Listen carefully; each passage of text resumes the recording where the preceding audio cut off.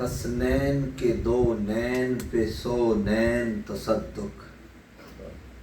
پیار سے کہیں گے سبحان اللہ. حضور کے جگر پارے کا ذکر ہے، حضور کے نواسے کا ذکر ہے، سیدہ پاک کے بڑے لخت جگر کا ذکر ہے. علی پاک کے گھر میں سب سے پہلی خوشی کا نام حسن ہے. حضور کے بڑے نواسے کا نام حسن ہے، جو باقی ان کو جو رب کریم نے عزتیں، رفعتیں، بلندییں عطا فرمائیں وہ تو وراء الورا ہیں.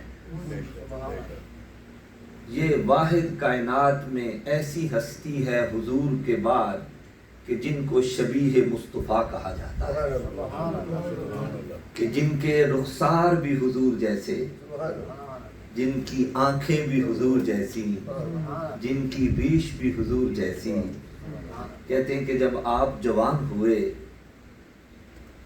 تو سونا چہرہ، خوبصورت نین، سونی داڑھی شریف، پیاری زلفیں، ان زلفوں سے ملتی جلتی کہ جن زلفوں کا ذکر رب قرآن میں کرتا ہے. کہتے جب آپ جوان ہوئے تو جو بزرگ صحابہ تھے جنہوں نے حضور کی جوانی دیکھی تھی، انہوں نے جب حسن کو دیکھا تو انہیں حضور یاد آنے لگے. حسنین کے دو نین پہ سو نین تصدق. حسنین کے دو نین پہ سو نین تصدق. ارے سو نین تو کیا چیز ہے، کونین تصدق. جان عالم رحمت کائنات صلی اللہ علیہ وسلم کا بظاہر سایہ نہ تھا. ہم چلتے ہیں تو ہمارا سایہ بنتا ہے. جب ہم روشنی کے اندر چلتے ہیں تو جس طرف سے روشنی آ رہی ہوتی ہے اس کے سامنے ہمارا سایہ بن جاتا ہے. لائٹ کے سامنے، سورج کے سامنے ہمارا سایہ بن جاتا ہے. سایہ کبھی دائیں آتا ہے، کبھی بائیں آتا ہے، کبھی آگے چلا جاتا ہے، کبھی پیچھے، ہر طرف سایہ پھیلتا ہے. مگر حضور جان عالم رحمت کائنات صلی اللہ علیہ وسلم وہ نور تھے کہ ان کا سایہ رب نے بنایا ہی نہیں تھا. آپ چلتے تو زمین پر آپ کا سایہ نہیں ہوتا تھا. علماء نے فرمایا کہ اس میں بھی ایک بڑی پیاری صفت ہے حضور کا، یہ ایک معجزہ ہے کہ ہم جب چلتے ہیں تو ہمارا سایہ زمین پر چلتا ہے، تو جب کوئی ساتھ گزرتا ہے تو سائے پر پاؤں آ جاتا ہے.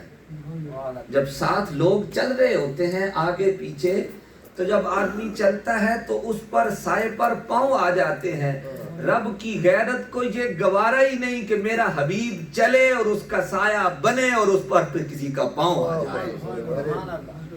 تو رب کریم نے حضور کا سایہ بنایا ہی نہیں تھا. تو اعلیٰ حضرت عظیم البرکت مجدد دین و ملت نے اس تخیل کو اپنے اشعار میں بیان فرمایا کہ بظاہر تو حضور کا سایہ نہ تھا، مگر معدوم نہ تھا سایہ شاہ ثقلین. معدوم نہ تھا سایہ شاہ ثقلین، اس نور کی جلوہ گاہ تھی ذات حسنین.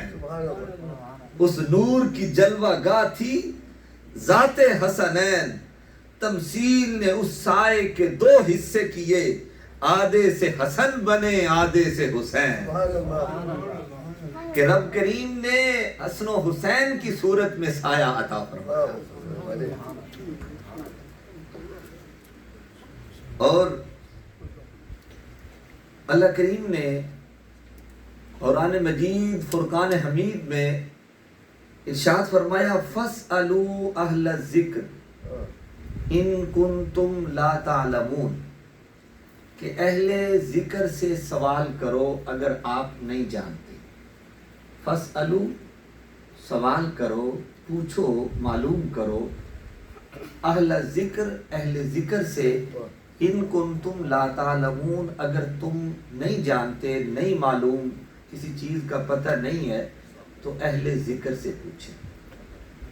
اس میں بہت سارے اقوال ہیں، اس میں اس وقت کے جو یہود و نصارہ میں، ان کی قوموں میں جو علماء تھے، جو اہل علم تھے، اس سے وہ بھی مراد ہیں۔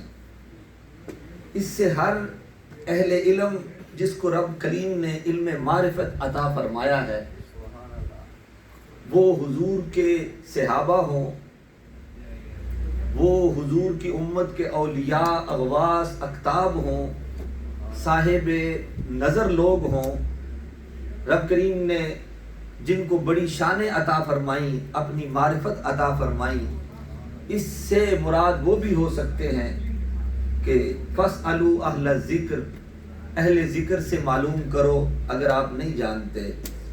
مگر کچھ مفسرین نے، حضرت امام جلال الدین سیوطی علیہ الرحمہ نے ایک بڑا پیارا قول نقل فرمایا جو میری آج کی گفتگو کا موضوع ہے، کہ مولا کائنات، مولا مرتضی شیر خدا حضرت علی کرم اللہ وجہ الکریم، آپ کے بارے میں حضرت جابر سے روایت ہے، وہ فرماتے ہیں کہ قال لما نزلت فاسألوا اہل الذکر ان کنتم لا تعلمون، جب یہ آیت نازل ہوئی، لما نزلت، جب یہ نازل ہوا، فاسألوا اہل الذکر ان کنتم لا تعلمون، قال علی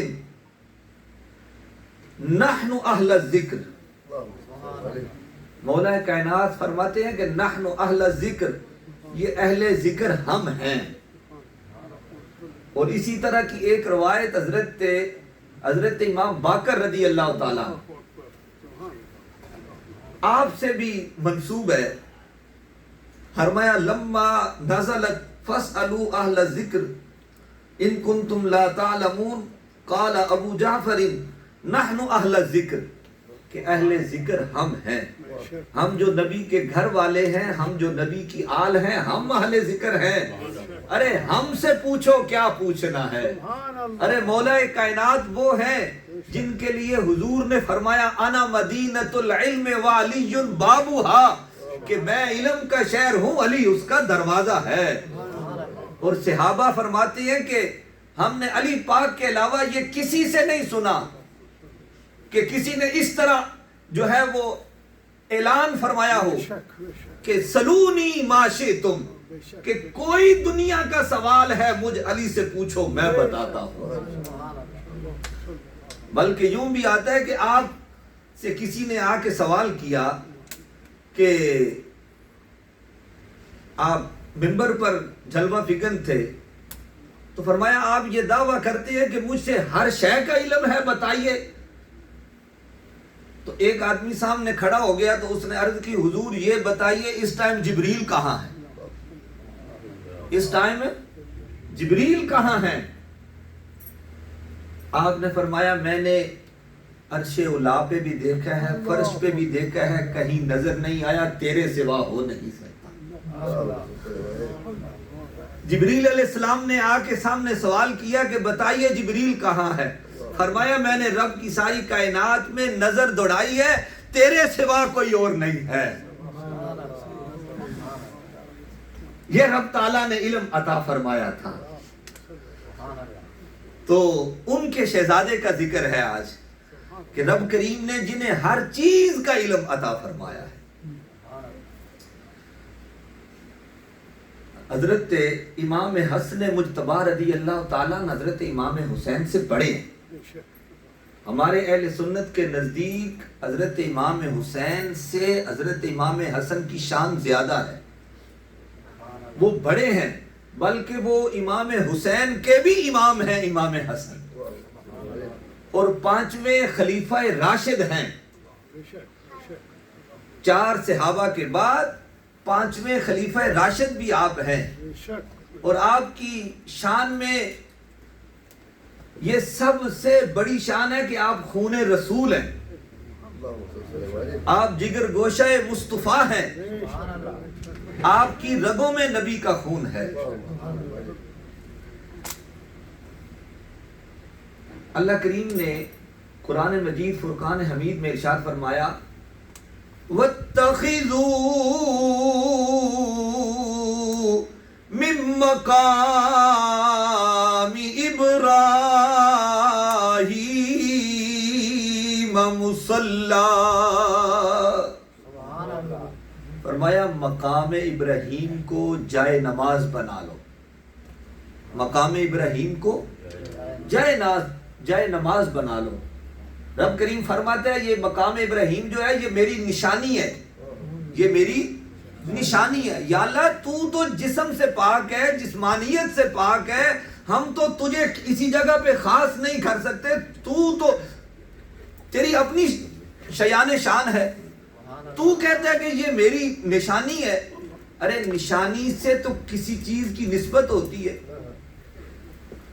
اس کے ساتھ تو جسم کا تعلق ہوتا ہے، پھر نشانی بنتی ہے، تو جسم سے پاک ہے۔ فرمایا یہ میرے خلیل کے پاؤں لگے ہیں، یہ میری نشانی ہے، میرے خلیل کے پاؤں لگے ہیں، اس پہ کھڑے ہو کے میرے خلیل نے کعبے کی تعمیر فرمائی ہے، یہ پتھر یہ میری نشانی ہے، یہ شاعر اللہ ہے، یہ قرآن میں رب کہتا ہے کہ یہ پتھر میری نشانی ہے۔ یا اللہ اس کو اتنی تعظیم کیوں ہے؟ فرمایا میرے خلیل کے پاؤں لگے ہیں۔ ارے جس پتھر پر خلیل کے پاؤں لگے وہ رب کی نشانی ہو جاتا ہے، تو حسن تو وہ ہے جس کو حضور کے حبیب کے ہونٹ لگے ہیں، جس کی رگوں میں حبیب کا خون ہے۔ اگر خلیل کے پاؤں لگے تو وہ پتھر رب کی نشانی بن جاتا ہے، تو جس کو حبیب کے ہونٹ لگے، جس کے جسم میں جس کا خون رسول ہو، وہ رب کی نشانی کیوں نہیں ہے؟ اللہ کریم فرماتا ہے لا اقسم بہذا البلد وانت حل بہذا البلد۔ رب فرماتا ہے مجھے مکہ شہر کی قسم ہے، لا اقسم بہذا البلد، مجھے مکہ شہر کی قسم ہے۔ یا اللہ تو نے مکہ شہر کی قسم کیوں اٹھائی؟ اس میں تیری نشانیاں ہیں، اس میں حجر اسود ہے، اس میں مقام ابراہیم ہے، اس میں صفا اور مروہ ہے۔ فرمایا نہیں، ان کی وجہ سے نہیں، اگرچہ میری نشانیاں ہیں، اس میں کعبۃ اللہ ہے، مقام ابراہیم ہے، صفا اور مروہ ہے، میرے قسم اٹھانے کا سبب وَأَنْتَ حِلٌّ بِهَذَا الْبَلَدِ، سونا ان گلیوں نے تیری تلیوں کو چوم لیا ہے نا، ہم اس کی قسمیں اٹھاتے ہیں۔ تو اس شہر میں آیا ہے، آج ربیع الاول کی پہلی بھی ہے نا، فرمایا تو سونا اس شہر میں آیا ہے، جس شہر میں تو آ جائے ہم اس کی قسمیں اٹھاتے ہیں۔ اس کی تفسیر میں امام جلال الدین سیوطی علیہ الرحمہ نے ایک بڑا پیارا قول نقل فرمایا جہاں جہاں حضور ہیں رب ہر اس شے کی قسم اٹھاتا ہے۔ حضور مکے میں ہوں تو مکے کی قسم، مدینے میں ہوں تو مدینے کی قسم، غار میں ہوں تو غار کی قسم، بستر پہ ہوں تو بستر کی قسم۔ سیدہ اما عائشہ رضی اللہ تعالی عنہ آپ کے بستر پر ہوں تو آپ کے بستر کی قسم، صدیق اکبر کے کندھے پر ہوں تو صدیق اکبر کی قسم۔ فرمایا جہاں جہاں میرا حضور ہوگا ہر اس شے کی میں قسم اٹھاتا ہوں۔ اگر خلیل کے پاؤں لگے تو وہ رب کی نشانی بن سکتا ہے، تو صدیق اکبر بھی رب کی نشانی ہے، اما عائشہ کا بستر بھی رب کی نشانی ہے۔ مکہ کی اگر قسم اٹھائی اس لیے کہ تو اس میں آیا ہے، تو کائنات میں جہاں جہاں حضور کے پاؤں لگے ہیں ہر اس جگہ کی رب قسم اٹھاتا ہے، ہر وہ جگہ رب کی نشانی ہے۔ ایک دفعہ حضور نے حجر اسود کو چوما، اب قیامت تک آنے والے جو بھی حضور کے غلام عمرہ کے لیے جاتے ہیں، حج کے لیے جاتے ہیں، اسے چومتے ہیں، وہاں استلام کرتے ہیں۔ حضرت فاروق اعظم رضی اللہ تعالیٰ عنہ اس حجر اسود کے سامنے آئے، تو آ کے اس کی طرف اشارہ کر کے فرمایا میں جانتا ہوں تو پتھر ہے، تو جنت سے آیا ہے، مگر عمر تجھے اس لیے نہیں چومتا کہ تو جنت سے آیا ہے، عمر اس لیے چومتا ہے کہ میرے آقا و مولا نے چوما ہے۔ فرمایا عمر اس لیے چومتا ہے کہ تجھے وہ لب لگے ہیں جو میرے آقا و مولا کے ہیں، جن کی قسمیں رب قرآن میں اٹھاتا ہے۔ والضحیٰ کے چہرے نے تجھے چوما ہے، عمر اس لیے چومتا ہے۔ تو جنت سے آیا ہے، ہم جانتے ہیں تیری بڑی شان ہے، اگر کوئی آگے چوم لے تو اس کے گناہ چوس لیتا ہے، اگر تو گناہ چوس لیتا ہے جنت سے آیا ہے، بڑی شان ہے، مگر میرے نزدیک مجھے چومنا صرف اس لیے ہے کہ میرے حضور نے چوما ہے، میرے آقا نے چوما ہے، میرے حبیب نے چوما ہے۔ ارے حجر اسود کو ایک بار چوما ہے، حجر اسود کو ایک بار چوما ہے، اب قیامت تک لوگ وہاں لڑتے ہیں، زور لگاتے ہیں، دھکے بھی کھاتے ہیں، کسی کو نصیب ہوتا ہے کسی کو نہیں ہوتا ہے، قیامت تک یہ سلسلہ جاری ہے۔ اس کی اتنی شان ہے کہ حضور نے ایک بار چوما ہے، ارے حسن کو حضور نے بار بار چوما ہے، صبح بھی چوما ہے شام بھی چوما ہے۔ بلکہ آپ کی سیرت میں آتا ہے کہ جب حضرت امام حسن مجتبی رضی اللہ تعالیٰ آپ اس دنیا میں تشریف لائے تو نبی پاک صلی اللہ علیہ وسلم نے گھٹی اپنی زبان سے عطا فرمائی، اپنے لواب دہن سے عطا فرمائی۔ تیرے میرے گھر میں بیٹا پیدا ہو، ہم اسے زمزم سے گھٹی دیتے ہیں، شہد سے دیتے ہیں، کوئی پاک سے پاک چیز کہ یہ پہلی غذا اس کے جسم کے اندر جائے۔ مگر جب حسن آئے حسین آئے تو گھٹی کس نے دی؟ سبحان اللہ، جو امام الانبیاء ہے، جو سلطان الانبیاء ہے، جو رب کے سب سے بڑے حبیب ہیں، اور کس زبان سے گھٹی دی؟ جس کے لیے رب کہتا ہے وَمَا يَنْتِقُ عَنِ الْهَوَىٰ إِنْ هُوَ إِلَّا وَحْيٌ يُوحَىٰ۔ فرمایا اے پیارے تو اپنی مرضی سے کلام نہیں فرماتا، تو تب بولتا ہے موتی رولتا ہے جب تیرے رب کی مرضی ہوتی ہے۔ ارے رب جب بھی بولتا ہے وہ مصطفیٰ کی زبان سے بات کرتا ہے، کلام رب کا ہوتا ہے، زبان مصطفیٰ کی ہوتی ہے۔ ہمیں یہ نہیں معلوم کہ حدیث کیا ہے اور قرآن کیا ہے، دونوں حضور کی زبان سے نکلے، حضور نے کہا کہ یہ حدیث ہے اور یہ رب کا کلام ہے۔ جس زبان سے رب کا کلام نکلے، حبیب نے اس لواب دہن سے اپنے نواسے کو گھٹی عطا فرمائی۔ پیار سے کہیں نا سبحان اللہ، اور پیار سے کہیں سبحان اللہ۔ رب کریم نے فرمایا وَالْعَادِيَاتِ ضَبْحًا فَالْمُورِيَاتِ قَدْحًا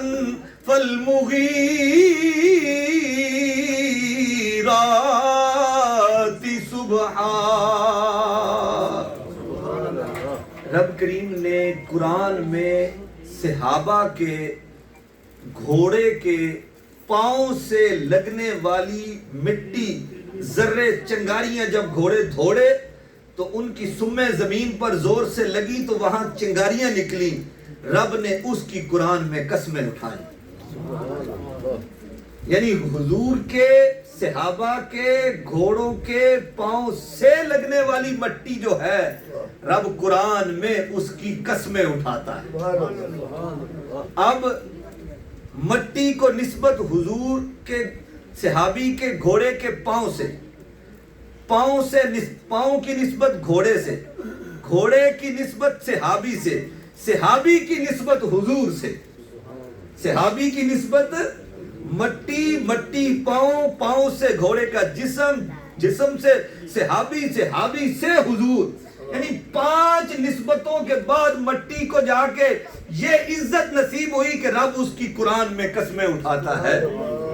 یعنی حضور ہے، حضور کا غلام ہے، غلام گھوڑے پہ ہے، گھوڑے کے پاؤں ہیں، پاؤں سے مٹی لگے تو رب قرآن میں اس کی قسمیں اٹھاتا ہے۔ ارے حسنین کریمین تو وہ ہیں جن کی رگوں میں نبی کا خون ہے، جن کی شکل بھی حضور جیسی، جن کی زلفیں حضور جیسی.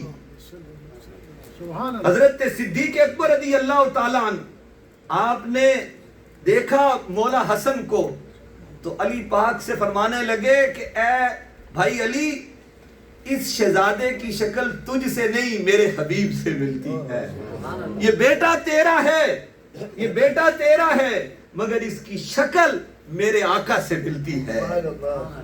ارے آج جب بیٹا پیدا ہوتا ہے، اس کی ماں اسے بتاتی ہے کہ یہ تیرا باپ ہے، خالہ رشتہ دار اسے یہ بتاتے ہیں کہ یہ باپ ہے تیرا، تو وہ پھر اسے باپ کہتا ہے. واہ، حسنین کریمین حضور کے بیٹے ہیں، حضور کے شہزادے ہیں. حضور نے بھی کہا کہ یہ میرے بیٹے ہیں، مگر رب کریم نے فرمایا قُلْ تَعَالَوْا نَدْعُ أَبْنَاءَنَا وَأَبْنَاءَكُمْ. جب مباہلے کا موقع آیا تو فرمایا گیا کہ تم اپنے بیٹوں کو لے کے آؤ، ہم اپنے بیٹوں کو لے کے آتے ہیں. تم اپنی عورتوں کو لے کے آؤ، ہم اپنی عورتوں کو لے کے آتے ہیں. تم اپنی جانوں کو لے کے آؤ، ہم اپنی جانوں کو لے کے آتے ہیں. تو جب حضور جان عالم رحمت کائنات صلی اللہ علیہ وسلم اس مباہلے میں آئے تو حسنین کریمین ساتھ تھے. تو رب کریم کہہ رہا قُلْ تَعَالَوْا نَدْعُ أَبْنَاءَنَا، اپنے بیٹوں کو لے کے آؤ.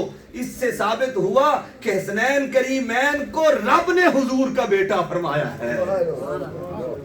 اتنی شان ہے کہ رب کہہ رہے ہیں کہ اے حسنین کریمین جو ہیں یہ میرے حبیب کے بیٹے ہیں. قُلْ تَعَالَوْا نَدْعُ أَبْنَاءَنَا وَأَبْنَاءَكُمْ، تم اپنے بیٹوں کو لے کے آؤ، ہم اپنے بیٹوں کو لے کے آتے ہیں. وآخر دعوانا الحمدللہ.